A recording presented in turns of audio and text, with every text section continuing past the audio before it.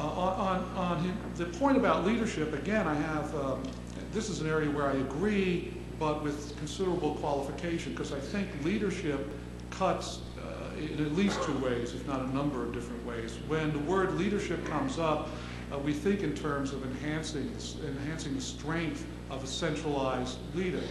Again, the Winter Commission report stresses this in its first recommendation, and we've been living under this in the state of New Jersey.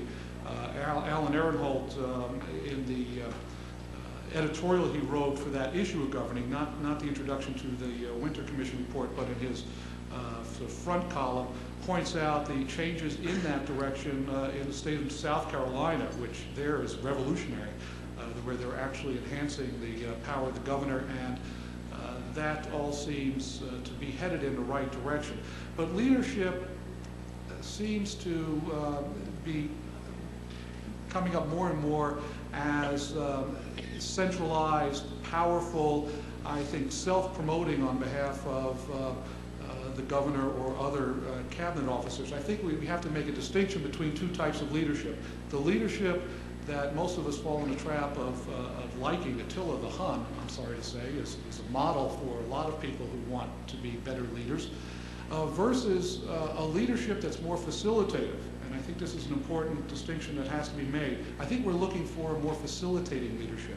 I think we have to return not to the Brownlow Committee, but to the writings of Chester Bernard. And for those of you who know of Bernard, it's really, when you go back to it, a book written in 1938, actually a series of lectures he gave at Harvard, it's really a wonderful handbook, obscurely written, but a wonderful handbook on how to be an effective executive. And really, it's a matter of facilitating the job of your agency, facilitating the job of your government. I think that's where the trust and lead concept should come from, and not necessarily the more structural prescriptions that come from just saying we should strengthen the hand of the governor or the hand of the departments. So I think more distinctions have to be made in the idea of leadership. And finally, last point, and this has to do with the point I make in the volume that Dick Nathan referred to that we did for Brookings there, and David Ammon's comments also came out along these lines. I think there's a role to be played by this idea of culture, that even beyond the deeper changes structurally, the deeper changes that have to occur administratively, there's changes that have to occur in culture.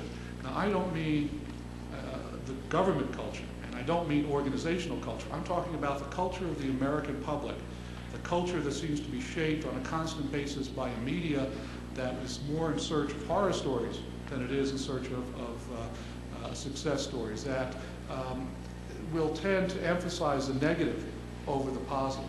Until we work, and I'm talking about we being the people who promote these kinds of reforms, until we get to work on the general American political culture in the sense of people's attitudes toward bureaucracies, when we stop the kind of bureaucracy bashing that sells newspapers or gets the 5 o'clock or 6 o'clock news ratings up, until we are able to change that, I don't think any of these other efforts will really work.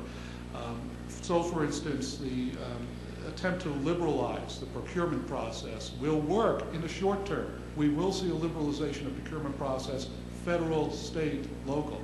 But the first time there's some scandal or some even scent of scandal that comes up, you'll see the clamping down once again on bureaucracy. And really the clamping down on bureaucracy is the creation of bureaucracy. All these efforts to try to loosen things up, to let us do our jobs, and I'm speaking here as an ASPA member rather than an academic, will be for naught unless we get some change in the public attitude. And this also has to be reflected in changing public attitudes at the local level as well. I have a favorite phrase for my students who read Osborne and then come into class in New Jersey.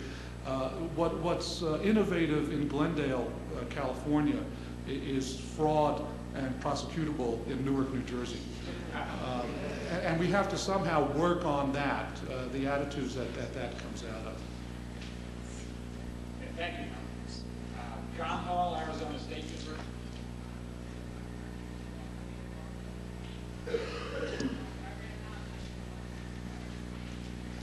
At this stage on a list of commentators, we run the danger of repeating ourselves, and so I'll try to just run over a few points, but some good points have been made by my colleagues.